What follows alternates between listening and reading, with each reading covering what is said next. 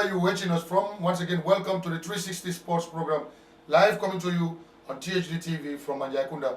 I am your host back on the hot seats. Thank you for joining us, and thank you for following us on YouTube, Instagram, TikTok, and Facebook. We appreciate the fellowship, and we continue to encourage you to keep following and send us that comments about how you feel about our production, our videos, and also share your thoughts to us. We'll appreciate it a lot. I'll be back with our guest this week, who is going to be a very important guest for sports in this country. We'll talk about that after this break. Welcome back to the 360 SPA Sports Program with me, Haji Drame. This week, our guest is Ebrima Jatta, a household name now in Gambian coach in football coaching. The head coach of the Real de Banjul Football Club, who won the domestic league competition on 3 consecutive years. So that's why I say we have a big guest in the studio today. Without much ado, Ebrima, welcome to THD Sports Show. It's the first time, I think, visiting us on this program. Welcome to the show. Thank you very much, Mr. Drame, for having me here today on the show. Yeah. We're going straight into the discussion. Congratulations are still in order as far as Gambian football and coaching is concerned to you. Looking at the journey that you started, it has come to a level now. The name has now surfaced in Gambian coaching. But let's first look back last year and reflect. How did last year transpire into a success for Ebrima and Real de Banjul? Alhamdulillah Rabbil Alamin. First and foremost, thank the Almighty Allah, Mr. Drame. First and foremost, again, I have to say a big thank you to Real de Banjul Football Club for bringing me into this great club, one of the most successful teams in the Gambia. First, it started with Bye Malleh Wadda, 2022, when I signed off from the army, and then Real get my signature. I met Bye Malleh at Real de Banjul. I have learned a lot from Bye Malleh. Right, he told me, coach, that is, if you want to become a PhD holder in anything that you want to achieve, just spend 1 hour on it every day for 4 years, you become a master. Which I started it from the Quran. Yes. For 4 years. I'm able to recite the Quran from Fatiha to Nas. Wow. So I think that is a good thing I've catch up from Bye Malleh Wadda, and then his relationship with the players on the pitch. Again, 2023, came the Estonian, the Slava. I've learned so many things from him in terms of organization and other stuff in coaching, which is very key as a coach. You cannot be a game is not about winning, it's about organization. If you talk about the coach, you talk about how organized is the coach. So I also adapted some things from him, and then went on my individual drills now. Now it was time for me to pick up or take up the responsibility at the club, which they knew practically I can do the job. Now they were looking at my man management skills. After that, it was successful. I made a promise over the air, I'm going to win the league with 7 points margin, and then I went on air, people started criticizing, I started belittling other clubs. I said, no, this is me, and these are the materials we are eyeing on. We knew that we have the materials, and I understand the Gambia League. For over 9 years, I've been an assistant. So I know the weakness of some of my colleagues, I know the weakness of some of the clubs. Real is the only club that plays against 15 teams in a season. The rest of the clubs play with only 1 team in the season, that's Real de Banjul. So that's the gap we always create. If you play against Real de Banjul, it's a final. So when we win you go and play against Haji next Saturday, the preparation you have against Real, you are not going to have the same preparation. So obviously, if Haji are able to pick a point from you, maximum or share a point, then Real will open a gap. This is the difference that people don't understand, why Real keep winning the league, and it's going to continue because the trend out there is different. People don't understand.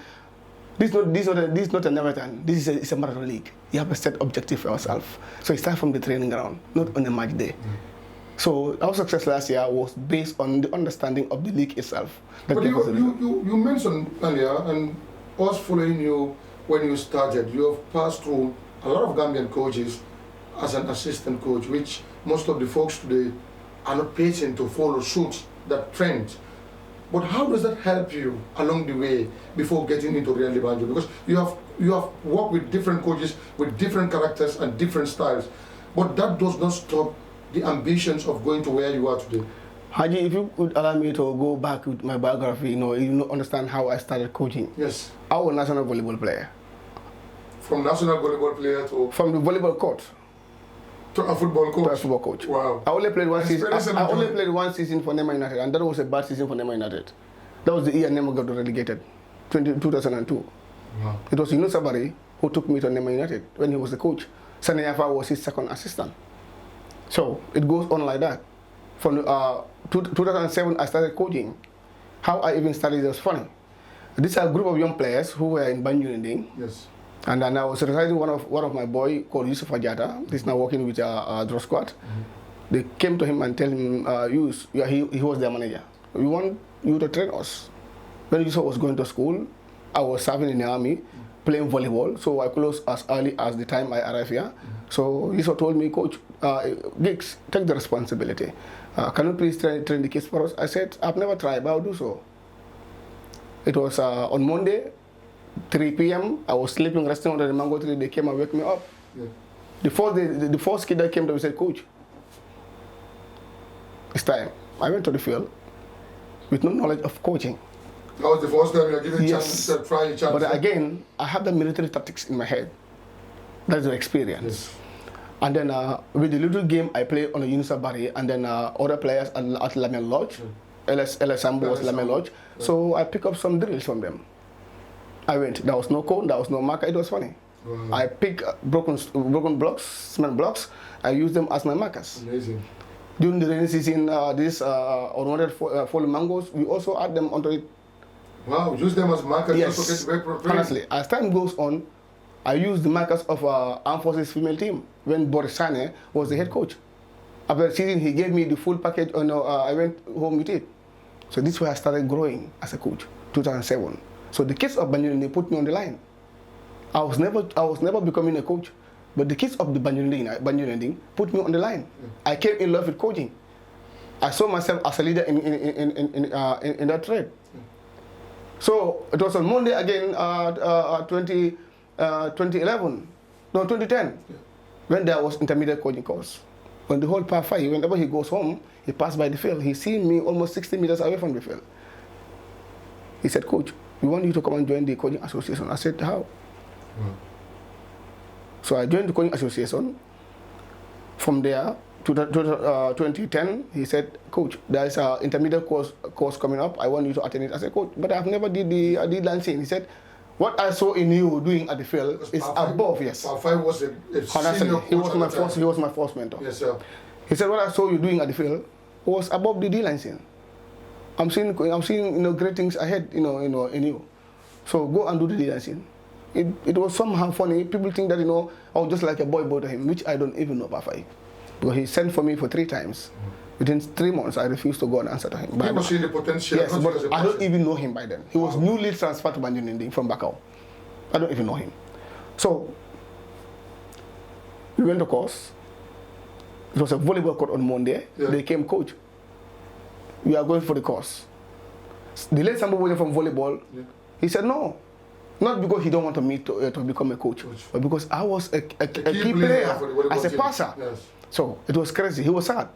But the Dembo Kamara, Yunus Sabari, they asked him, give him the opportunity, let him go. And I went.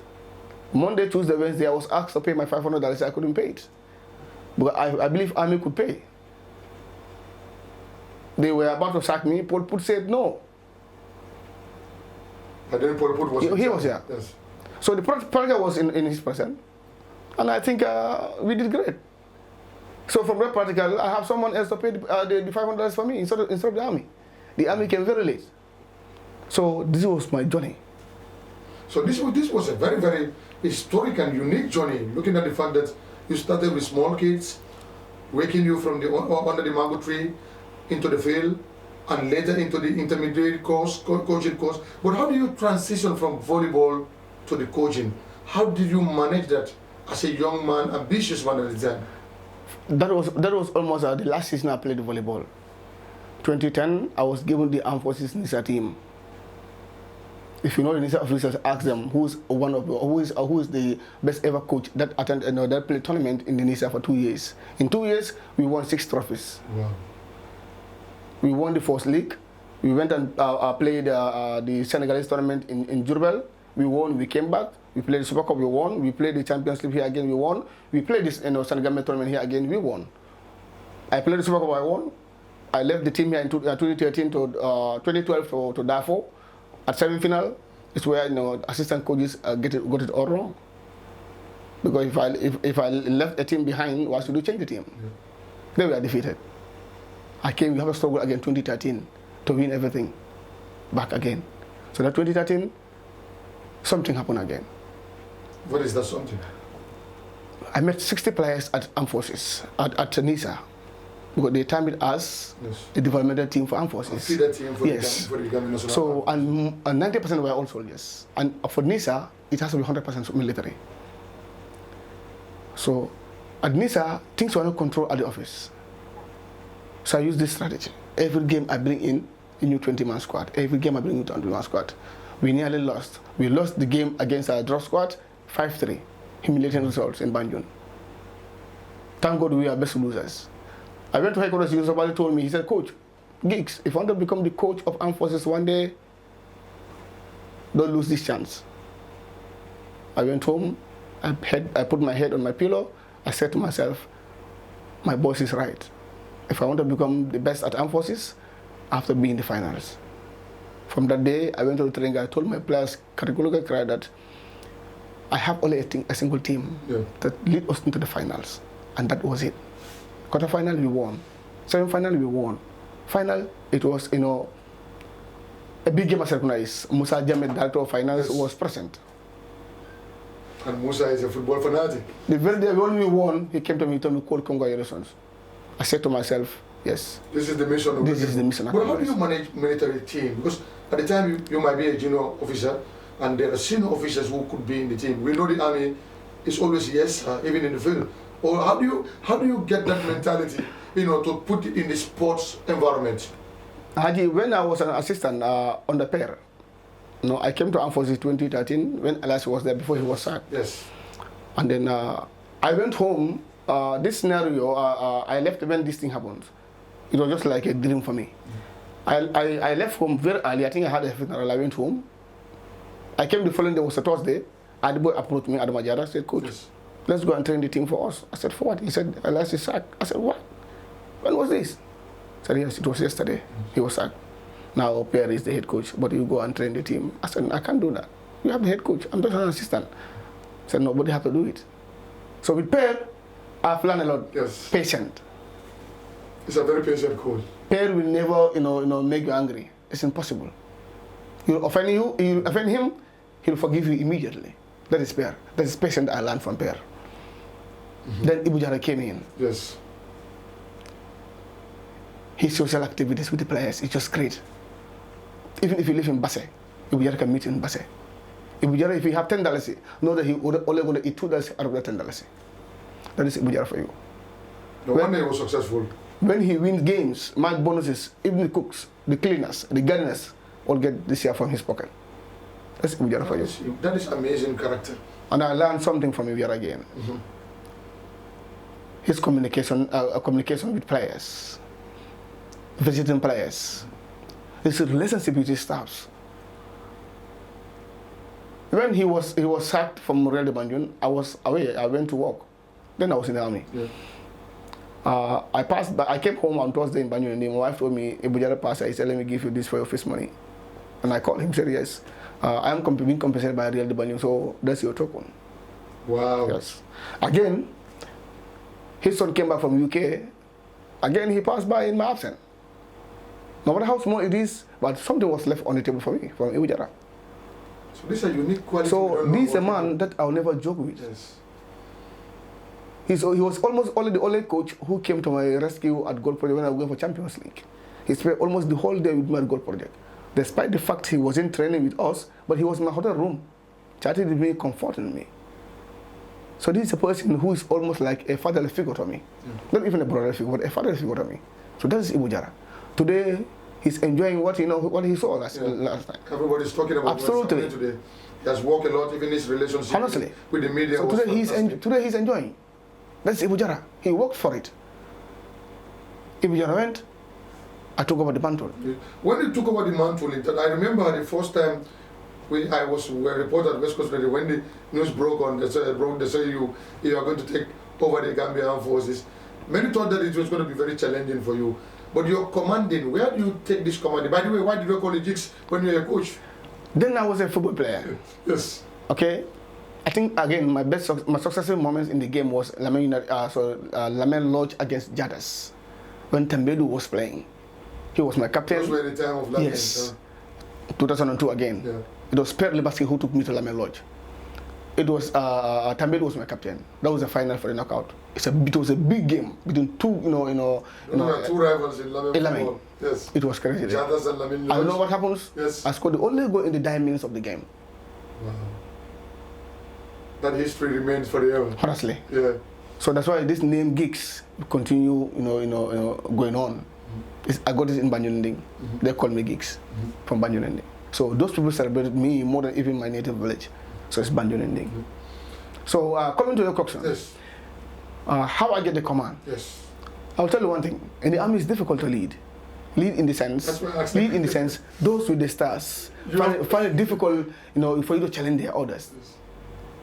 I remember one fine day, it was on a Saturday. Per Basi was the coach. I was, on my feet, trying to control the game. Per allowed me to do that. So that was a lieutenant colonel behind me. I will not mention the name. Coach, look at the player. You know what he was doing? He was just trying to see just the bottom of the ball, so that he can hit the ball, and then when he hit the bottom of the ball, then the ball will play before reaching the goalkeeper. Yes. I said to myself, what is he saying? At that moment, he's a fan. Yes. He's not important. It's not important. You know who are the people who need me? Yes, are my players. Yes. So when he hit the ball and it touches the wall, it went over the crossbar. We are coming out from the force side. He said, Coach, I am calling you with my ranks, with my signing ranks. You are ignoring me. Give me a deaf ear. I'll lock you on Monday. Wow. And it happens. It happens. It happens. Saturday, Sunday, yes. Monday, I was there. Training, I was there. Chan, left right to the cells. But Allah Almighty came to my rescue. Yeah. Who's going to train the boys? Nobody's there to take over. It was my responsibility to build the team. Yes. For the coach to use them in the match day. Yes. No Monday, not train on Monday, not train on Tuesday. Now the big man, CDS have to intervene. Yes. What is wrong with the armed forces? Why is the coach? That there was released. And I continue on the journey because that's the army. Yeah. It only takes somebody brave. Honestly, but again, when I took over the mantle as a coach, yes. Then they realized that football doesn't go with military ethics. Football has its own. Go for hoeing, punishment there, go to the cells for players. I have to stop all those things. Mentally, it's not good for the players. Players have been mentally tortured. They cannot perform for you in a match day. Yeah. So the punishment that you're supposed to give to the players on train days. So it's very simple. Who's going to train the day to perform for you in the following day? When Ebrima Jatta came, he started to eradicate those things. And it works for him for the first year, second year, and the third year when he started losing, when he started losing the grips of the players. Yeah. The type of the players he needed weren't there anymore for him. I took over. I get all the privileges. So now everybody's looking at me as a boss. Because that is where you lead. And absolutely. You should be the absolute boss. Absolutely. There to make sure that the results are coming. But it is easier to manage at armed force than any other clubs in the country. Because the moment they understand, because nobody is there to to go against your others, even no player. But that's the army. 75% are all soldiers. Yes. It's either yes sir or no sir. Simple. How do you manage the civilian players in that time in the team, if there was any? First and foremost, what I always told my colleague is, if you're present at the training ground, cannot influence the performance of the players, leave. That's coaching. Yes. So I always make sure players trust me in my planning. I always win the hearts of the players based on what we do on the training ground. Ask any player outside who have ever passed through my hand, they'll tell you something positive about me. I wouldn't say I don't have negatives, I have. But 75% is going to be positive. In terms of training. Yeah, because you have to be strict on what. Absolutely. Yeah. No, it's about organization. Talk about this. Yes. If I'm not organized as a coach from the onset, you cannot manage your trainings, and you cannot achieve what you want to achieve on training. So these are almost setbacks on training grounds if you are not organized. Any players will know that something's wrong with the coach. Something is wrong with the coach. And if the coach is psychologically down, it reflects back to the team. Absolutely. Go off. Even the performance. Even the performance on the pitch. So now if you are training, you train for 5 minutes and you stand for 10 minutes. So there's something wrong. Yes.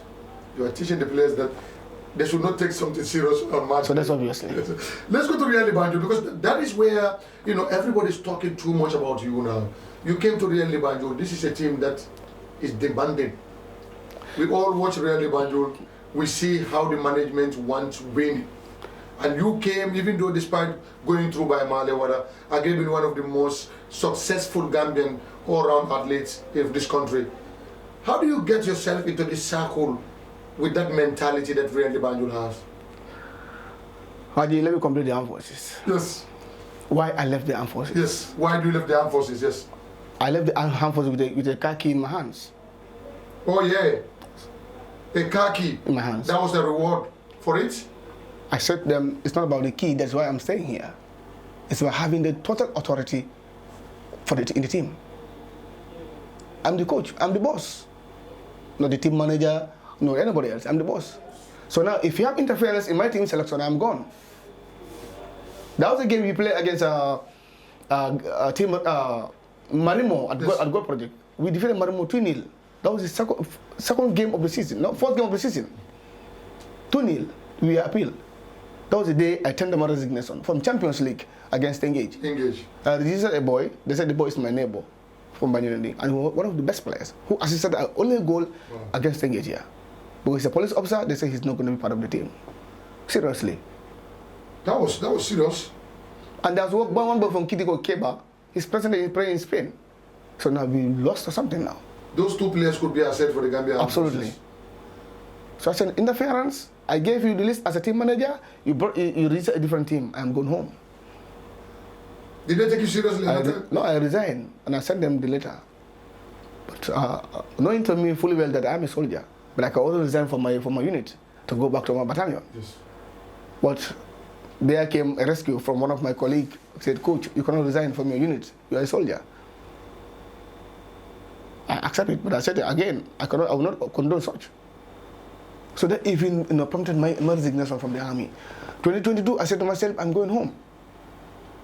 Then I left. So already you have seen. Already, 3rd Division team Banjul in the Tumbul FC told me, Coach, we can pay you. When I make my contracts, I realized that what I'm having from the army and what these people are paying me, that's no difference. Yes. And this one is coming directly into my pocket. Yes. I'm going home. And for them, I'm not going to sit on the bench. I'm only going to train them. Then I was having my B-lines in 2015. So I'm going to train them and they'll be behind the bench. So I went home. That was a bold decision. It was Tuesday, I was confirmed that, Coach, you can now go home. That was a game that I don't attend to. Then somebody called Ben of Greater Tomorrow, called Pafai. But one of his support staff called him that, today Giggs wasn't on the bench, but I learned that he resigned from the army. And Pafai was the technical director of Real de Banjul Football Club. And then he called Ben called Pafai straight. Pafai called me Tuesday night. He said, Coach, Giggs, where are you? I said, I'm at home. Well, I said, I don't know what. He said, I heard that today you are not on the bench. I said, yes. He said, why? So I signed off from the army. And he get angry. He get mad at me. He started yelling. You've been following me for 4 years. Now you've resigned from the army without even sending me a notification. Just a stone's throw from my house. I said, that you cannot understand. It's just today it happens.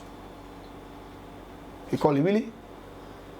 Wednesday around 11 p.m. Yes. I signed my pre-contract. Oh yeah, Real de Banjul will never joke with that. Thursday, I was asked to go for family assessment at the center. I went to Basori. That's Basori? Yes. I was introduced by Bye Malleh to the boys, to the rest of the staff. Then we were asked to go to clubhouse for formal introduction.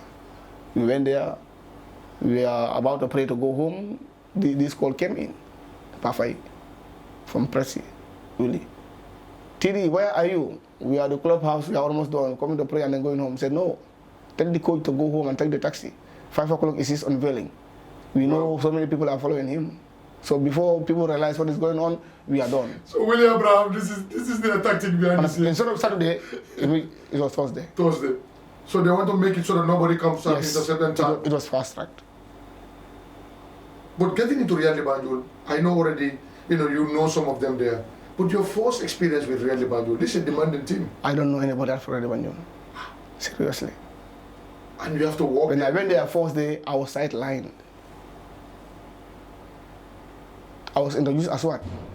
As assistant. Assistant. But only there was an assistant. That is Ebrima Jatta, SI. So you don't know which assistant you will use? No, honestly. I was sidelined. Up until when time goes on, there were this Estonian who came in, then I was asked that this session is yours. That's why the Almighty Allah came to my rescue. So you always take opportunity to, Absolutely. Chances to Absolutely. I'm always prepared. I'm always prepared at any given time. Any day before I go to sessions, I'm always prepared. I run my sessions in my head, and then it goes on. And that's the difference between Real de Banjul and other clubs. We have yoga. This helps us a lot. When we meditate for 5 minutes, we allow our players to run the session or the day or the league in their own mind. Or the next game ahead, they have to run it in their head for 5 minutes, no noise. So you have this professional way of putting your players on track. It's part of organization, Haji. This is how good coaches will provide. We always create those environment for success to come in. What do you get from Bye Malleh Wadda when you work with him? Like you said earlier on, he has this mentality of going for whatever you want to go for. And we've seen many of the younger coaches in this country go at certain level and they take the back seat again. But you continue to become one of the successful young coaches in this country. How did their surrounding help to pave a way for you? One thing that I picked from my father, he said, Ibrahim, I said yes. He said, even if your leader is a lunatic, there's something that he can do that you cannot do. So accept to follow. Accept to be a follower. Otherwise, no one will follow you. No. Yes. That's the belief I have. All the coaches I work under, I have seen their deficiencies. But they still give a deaf ear to them or deaf eye to them. But still learn from them. Patient with LIC first. LIC. How he comport himself in the dressing room. His arrogance at the dressing room, especially as a Senegalese coach, that's how they are. In the dressing room, when they are not doing good on the pitch, you see them different. They are different. Yes. They become angry. They can kick anything that is ahead of them, in front of them. Yes. So I've learned something from LIC, to Per Lebaski, to Ibu Jara, to Bye Malleh Wadda, who's an intellectual. It's a figure in Gambian sports. I heard it from his interview. Yeah. Almost all the sporting disciplines in the country, he went through them. It's the best, absolutely. Sport and then he's a person that always, whenever he talk to you, you think that you are in a university. That's Bye Malleh. So I've learned something from him, and then when it pays off, I said to myself, yes, I can graduate for myself from a university in my own house, which I did with the Quran for 4 years. Alhamdulillah. Wow, that is amazing. Did you set yourself target when you arrived at Real de Banjul to say, look, this is a club that always want to be at the top, so I can do this on my own? Absolutely. First of all, before coming, I had to say really control the coaches, the players to select the person. When I came, that was the first thing I was looking after. I said to myself, it won't happen at my time. It is not happening in my time. How I see them is fun. They're fans. Yes. Because I believe Will is not coming to my training ground. He cannot dictate me on my team selection. I will even listen to my team manager, who's on the pitch every day. Talking, what about this lady before Haji? Yes. Then I'll go to my office and then think. So because he's with you every day on the ground. Or not the president. All what I told him is, you cannot bring in your business model into my game model. It will bring a problem. Well, he's a bad loser. Yes. Everybody know that about So now, if you bring in a business model in our team selection, that will be a problem. It will affect. And when it affects the game model, then the marketing will have a problem. And it's where you all eyeing on.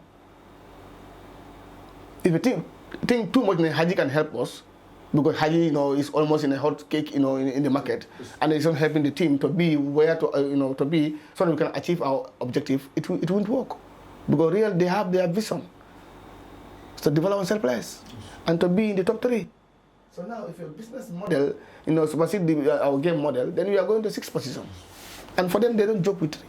The first 3 they don't. You are out of 3, you are out as a coach, no matter how good you are. So they are this of Real Madrid who don't want to go outside of any 3. No, Haji, but Frank, I respect them. These 3, I respect them. They have almost 40 years gone football in the Gambia.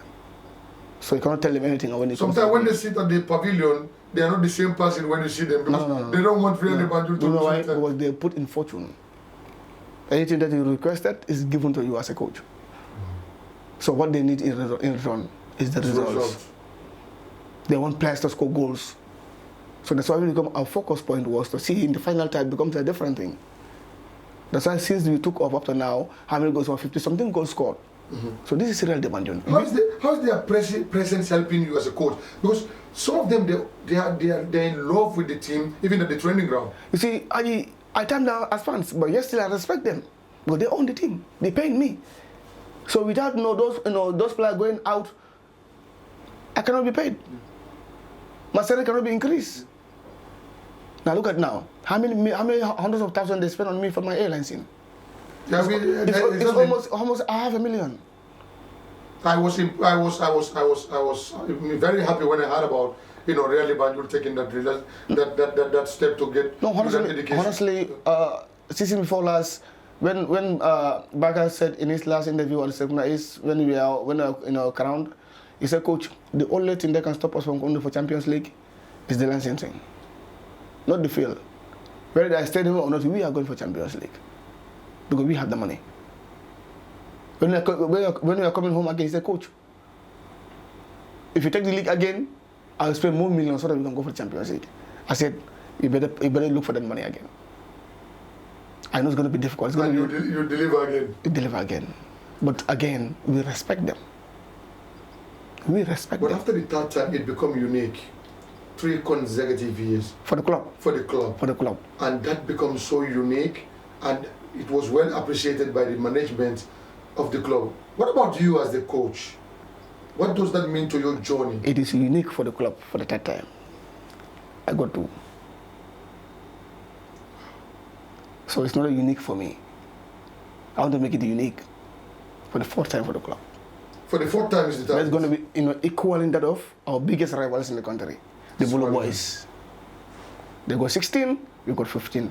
So you're targeting the 16 to equal. I'm not talking about it this time. For the past 2 years, I've been saying this over the media. Before the season starts, I said we're going to win the league. What give you that assurance? Because what is the nature of the Gambian league? What gives you assurance that Real de Banjul can ride over everyone and give them pressure? I said, Real is the only team that plays against 15 teams. Can you put that in the layman perspective? Because others will be thinking that maybe you do not see quality. If we are playing against Haji on Saturday, yes, guess what happens? From Monday to Friday, even your team president who never visits the training ground will be on the training ground. Because you are playing against one of the best teams. So they put more efforts into that game than subsequent games. So for Real, we are okay. Because you are playing just a normal game.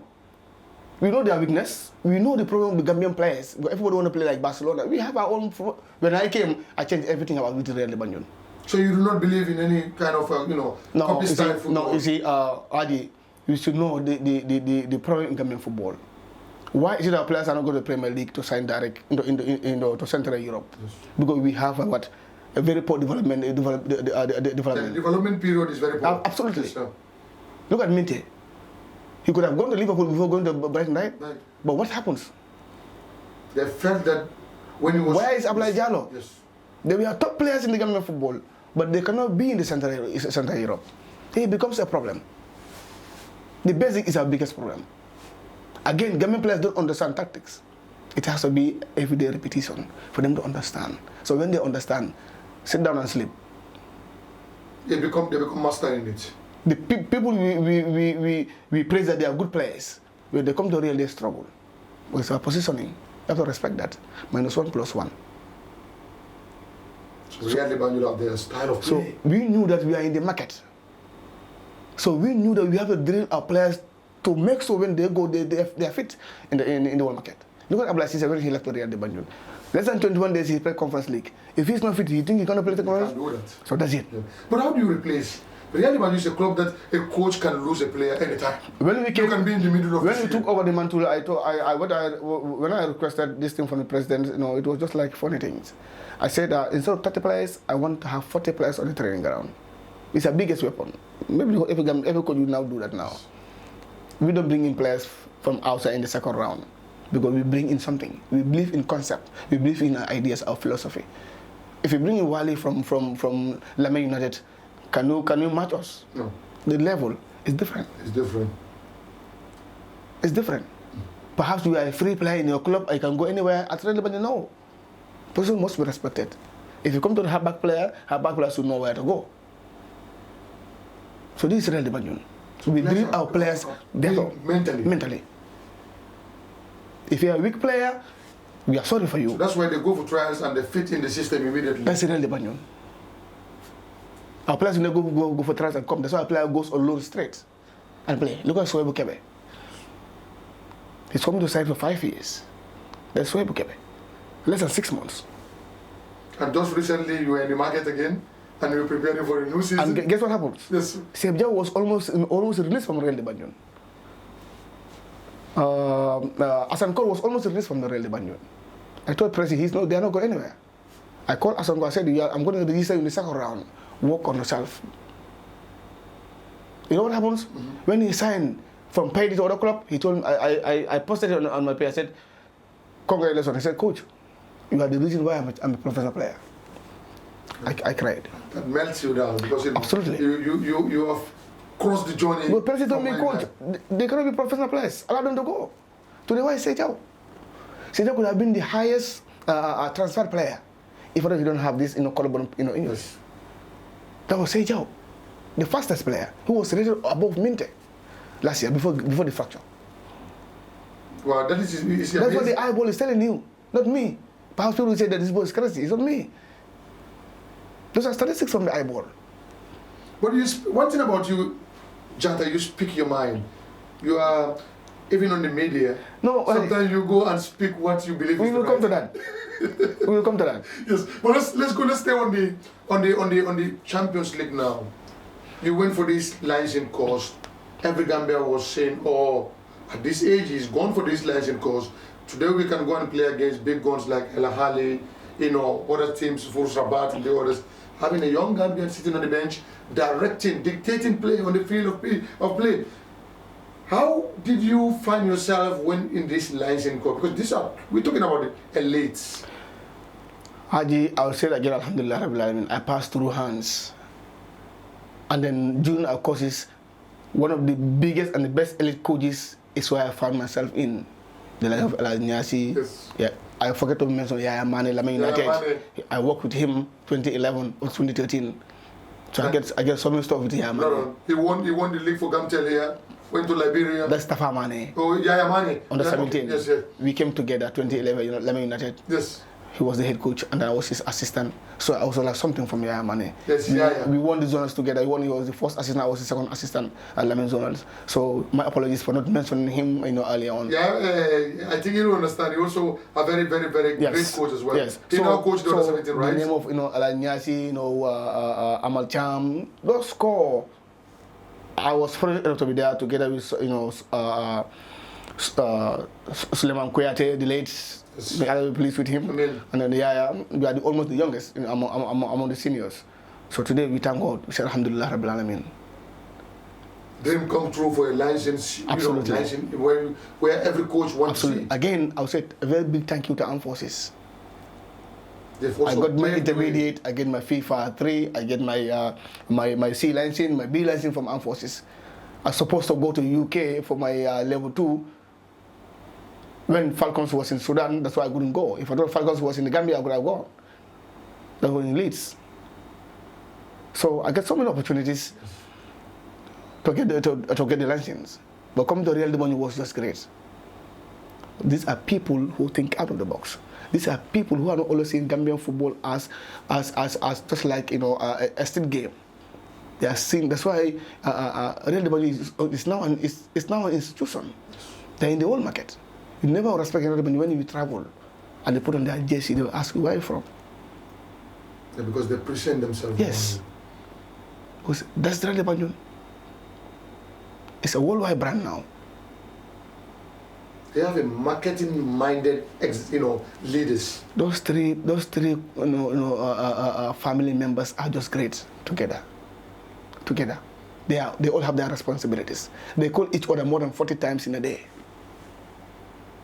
It's a company. That is what brings the success we're talking about today. Absolutely. Because you can't be winning like this and have a weak you can't. No. Administration or leadership or leadership behind you. The licensing, when you finish your licensing training and now believe now I'm going to lead Real de Banjul, after a long time Gambia hasn't participated in the CAF Club Championship. How does that make you feel? Haji, I think I have to skip that portion and go into the Champions League itself. What happens there in the first 50 minutes? Yes. I wasn't on the bench in the first 50 minutes. Wow, what happened wasn't on the bench in the first Because it was not confirmed from CAF that I was an A-licensing holder. The Liberian FA didn't send the confirmation. Yes, it is CAF who sent us back the license. They provide the license, but it was not confirmed. So this is telling you the seriousness of this license. During the warm-up, this thing was going on. And you are not aware of it, yes. Modba knew, technical director knew, and then team manager knows what was going on. So when they came back from the training, so now who's going to tell me? But thanks to Modiba. Yes. He knows his job. Papa came to me and said, Coach, can you have a minute, please? I was just wearing my kids. Yes. Without shoes, I walked around. He said, Coach, this is what is happening. The CAF said you cannot sit on the bench, but the management is working on it. I said, that's not a problem. At that juncture, yes, it wasn't a problem. Yes. But after having 3 steps, I sat on my seat. I cried like a kid. Yes, you felt it because... I cried like a kid. I was shouting. Everybody was just around me. Coach, we're going to do it for you. I said, no problem. My assistant came to me. He hugged me. He gave me hope. We went. They went through the tunnel. I went to the VIP. I was seated there. But for 15 minutes, Modiba told me, Coach, go to the bench. It's done. It's confirmed. I went. This is leadership. It was another moment for me. Yeah. You can see the leadership at Real de Banjul. Honestly. Somebody has done your job. You have to go back to where you belong. Honestly. From that night, I called Yaya. I said, Yaya, make your findings. He said, which number do you call? I asked Modiba, that's the number. I forwarded to Yaya for him to make confirmation before you go to on the 17th, and then he's asked, the same thing happens to him. So you see, this is teamwork. So, but I was really, touched. We talk about this A-licensing, it was a hectic journey. Yeah. Especially the first two modules, it was just crazy on us. We barely sleep. Because every day 3, 4, 5 assignments. And before, when you say good morning, you have to tender your flash drive. This is a massive project. Eh? No, honestly, it was crazy. It was really crazy. But today we can proud to say we have. Honestly, I have to spend the whole almost 2 weeks in Basel to make sure I have the comfort zone to be able to do my assignments. Wow. So it's crazy. It's great. But they just signal us when we speak to coaches that have the knowledge about their job or people that know what they do. It's always not enough time. And let's go back to your way of expressing yourself in the media and also your thoughts about the Gambia League, domestic league competition. Where are we at this stage? Do you think we have reached there? Haji, we can be there if you people help us. That's the media. So you still stand on that? No, absolutely. What do you mean by if we stand on you? Because there are young today here I am today talking about the league. Yes. Let's promoting the league. Now, how many of those media houses goes outside of Senegal to promote Senegalese league? I know what is going on here. They go to Casasport, they go to Tengue, they go to places to promote those clubs. What about our clubs? Most of the media houses or journalists we see around the clubs are being paid by the clubs. So they will not promote the league. We want the media houses to sit aside and talk about the league. It's about productive thinking. But honestly, the JFF have the media team that is stepped up. They are doing their job.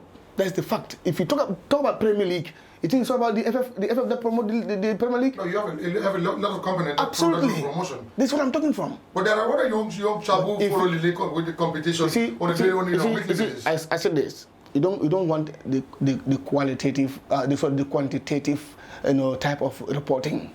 We want the qualitative. When I mean qualitative, from starting of the game at the last whistle, everything has to be, to be written. A report. Being the weather, being what happens there, we have to see. What went wrong, what went right, we have to see. It's not about Haji play against Real de Banjul is 2-1. Is that information you want to hear? You want to give more details? More details.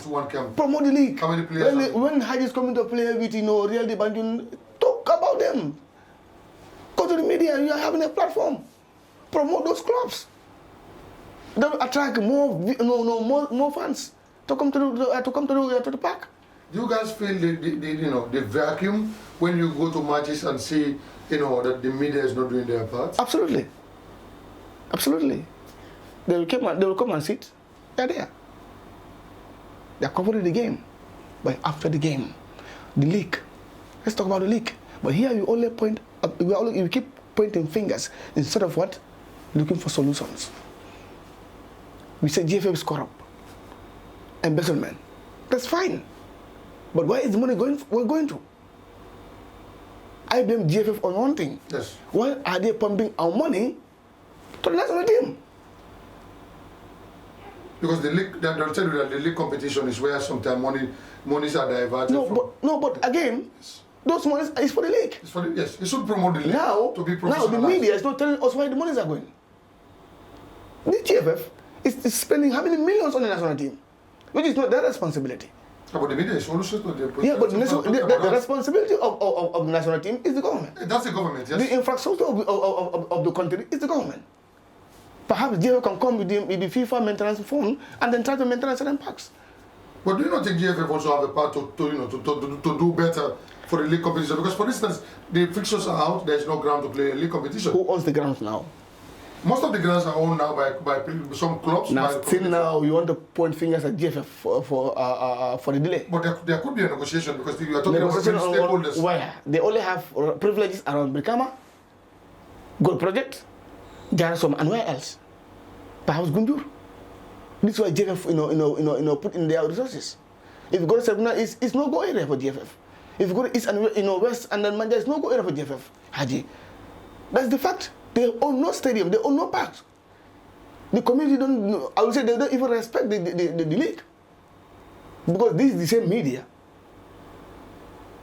If the media promote the league to be at this level, there was a timetable frame. There was a timetable given. Now that's supposed to be 3 months. But now people are playing almost for 4 months. How can you have 90 teams for elimination? Only for 4 sports or 3 sports? That's not acceptable. Now you don't want to play from Monday to Friday because you are talking about the revenue. Come on, when are you going to grow, Haji? But the media is seeing it as not fair to see them only as the component that is not promoting the league competition. No, I will say because yes. They are part of us. Yes, we're not partners. We are partners in this development as well. That's it. Yes, so sir. Our job is to develop and allow players to play at that level. Who is there to promote them? The media have the right to play them. That's my cry, Haji. They have to understand this. They are doing their job, coming to the field, covering the game. But when you go into our platforms, what are we saying? We need to do more in promoting the competition. When I said this, I saw Gunfoot posted something, protective thinking. They said what about the Puma. You saw that? Yes. And I report again. I wrote again. I said, this is what you want to see, productive thinking. Now the authorities, it's their responsibility to make a follow-up on this. Can they achieve something from this? When we were making a signing with Africell, I've read about Africell. Yes. I overheard Musa Sisa was saying that we want to come into Pro League as Africell, the sponsor of the Pro League. Productive thinking. That is where we're taking us to the professionalization of our league competition, when we start having big team. So do you expect that to come soon? Because you are talking about professionalization. Yes, again, it's a media. Yes. You're crippling us. When GFF say this, you have to ask, what is the reason for that? But GFF cannot be left going like that without, scrutinizing. Yes, I'm coming. Yes. It's not about the stadiums. If you go to certain Eastern blocks in Europe, they have only one stadium for their professional league. Only one stadium for their professional league. Now, Real de Banjul have a place to play.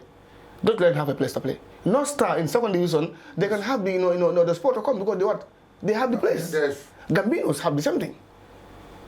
Fortune, they are training on the ground. They can also name it as a home game, as a home ground. It's a field. So now, tell me why is it that we cannot achieve it? Maybe the salaries, the payment. And when it comes to professional league, it's not about the FF. They can only help us to move for 3 years. From that, they hand it over back to us. But it is us, the clubs, who own the FF. Clubs need to take leadership of professionalizing. So this is it. So we have to make sure this thing happens, or else our player still goes to Eastern Bloc. Now, which is not going to tell well as far as... No, that's why I say media should help us. Why GFA is trying to fast track this thing for us to go to Pro League? FIFA said even if you have 4 teams, go for it. Now we are ready. We have everything to go in for it. When we have 4 teams, we are going. So now the media have to make this sensitization, make it so things happen for us. This help is good for the Gambia. It's not about, I'm for that, I'm for that. Here people are paid to talk. Haji, that's the fact. I'm going to pay you all talk about me. Whenever I play, talk about Dix. Whenever I play, talk about... But the media has also played a lot of part in helping Gambian league competition. People have done all their... Don't be defensive. I am also telling you exactly what the media has done. Because I recall when we were young, and still some reporters are doing that. I understand. Yes, they continue promoting the league as well. I understand. Yes. We still have to do more. I don't say they are not doing that. Yes. We have to do more. I was watching the TV last time, just in 2 days. Yes. Professionally, somebody called and said, hey, it's not about GFF, it's about the clubs. We have to do better. If 3 teams, 4 teams can do it, we will go. That's the fact, Haji. We have to move. The GFF can only facilitate that this is what we want to achieve. Yeah. Now, how are we going to do it? It's not the GFF. It's us and the media to sell the idea. But it's not about criticizing the ideas. Let's look for the way forward, Haji. This is my cry. Well, here it's all about pointing fingers. No solution to the problem. And we have to look for solution. Well, finally, you see, the discussion has just started getting into interesting moments. And at the time, I just said, but this is going to be the first and many of the interviews with Ibrahim. Like we always say, we want to interview people with this mindset of how they develop themselves to become better in the league competition. Gambian football is the responsibility for all of us to help Gambian football to grow. Absolutely. And the football has to grow because now we have seen a lot of young Gambians playing football and are helping this country in all sectors. So we are proud of your achievement, Ibrahim. We have gone out of the time. Thank you. So let's maybe tell us, what is your plan for this coming league? I know the 4th is in the mind. What else do you want to do? How do you want to do it finally? Haji, we are a team that will never bow down to any club in the country. The objective is very clear, to be in the top 3. And we want to go back for Champions League. We cannot go there without taking the trophy.